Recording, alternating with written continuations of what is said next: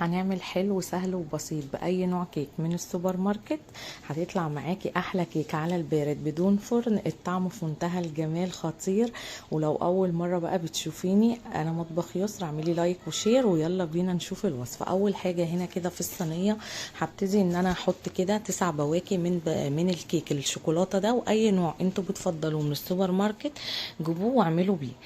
انا كده ضفت هنا الثمان بواكي، والتاسع ده كده قطعته عشان املى بيه بقى الفراغات دي كده زي ما انتم شايفينها.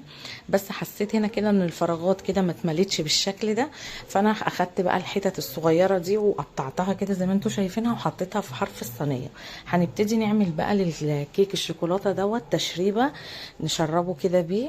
هنا نص كوب من اللبن او الحليب بارد مش سخن، ضفت عليه معلقتين كبار من الكاكاو، من الكاكاو المحلى، وده قلبتهم كويس جدا. وهبتدي بقى كده ان انا هشرب بيه الكيك كده زي ما انتم شايفين.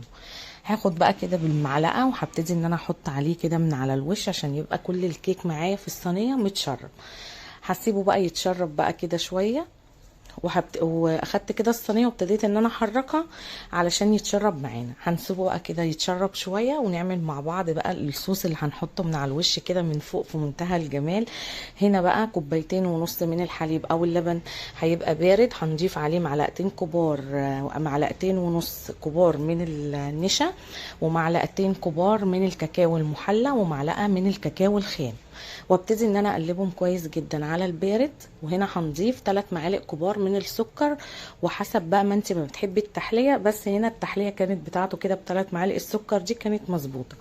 هبتدي ان انا اقلبه على البارد، وبعد كده رفعته كده على النار، ايدي فيه بالتقليب بقى كده مستمر لحد ما هيتقل معانا وبيبقى بنفس القوام ده كده. هبتدي انزل كده بنص معلقه من الزبده ورشه كده من الفانيليا، وهقلبهم مع بعض واسيبه بس دقيقه، وبعد كده هنطفي عليه وهيبقى جاهز كده معانا. نسقي بقى بيه الكيك الشوكولاته كده بتاعنا زي ما انتم شايفين شكلها، وما تخافوش مش هيعمل حاجه، اسقي بيها وهو كده سخن عادي.